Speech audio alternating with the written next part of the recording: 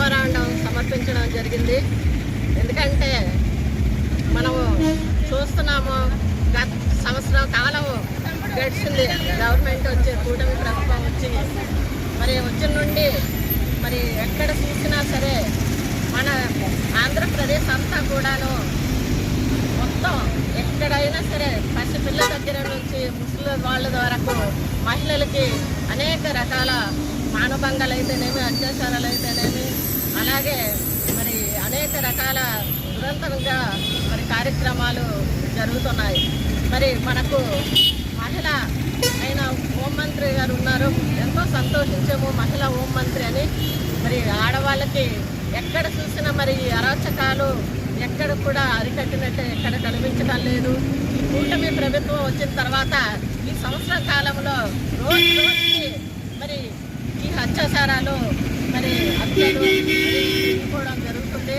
కాబట్టి మరి ఇవన్నీ కూడా అరికట్టాలంటే మరి మళ్ళీ మన జగనన్న గారు వస్తేనే మరి ఇవన్నీ కూడా మహిళలకి మరి రక్షణ కల్పించడం జరుగుతుంది. కాబట్టి మరి మనమందరూ కూడా మరి జగనన్న మళ్ళీ ప్రభుత్వం చూడాలని కోరుకుంటున్నాము. అలాగే మరి ఈరోజు ప్రభుత్వం చూస్తుంటే మరి హోమ్ మినిస్టర్ గారు వాళ్ళు కూతవేటులో జరిగిన మరి అత్యాచారాలు కూడా కనీసం వెళ్ళి పలకరించే పరిస్థితి కూడా లేకుండా జరుగుతుంది. మరి ఆ మహిళ ఉండి ఈరోజు ఇన్ని హత్యలు, ఇన్ని అత్యాచారాలు జరుగుతుంటే కనీసం వెళ్ళి పలకరించడమే కాకుండా ఒక్క కేసు కూడా ఈ రోజు వరకు పరిష్కారం చేసిన మార్గం కూడా పోలేదు. కాబట్టి తోటి మహిళ కూడా మరి ఈ విషయాలు పట్టించుకోని పరిస్థితిలో మనకు హోమ్ మినిస్టర్ గారు మహిళ ఉన్నా లేకపోయినా ఒకటే అనేసి భావిస్తున్నాము.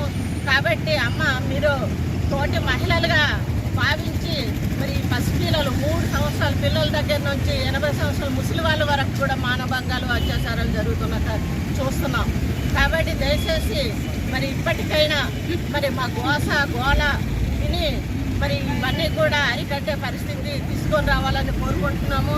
అలాగే రంగురంగుల దిక్కులు పరిపాలన కాకుండా మరి అంబేద్కర్ రాజ్యాంగాన్ని అనుసరించి పరిపాలన చేస్తే బాగుంటుందనేసి మా యొక్క మహిళలందరూ కూడా మరి ఈరోజు డాక్టర్ బిఆర్ అంబేద్కర్ గారికి మెమోరాండము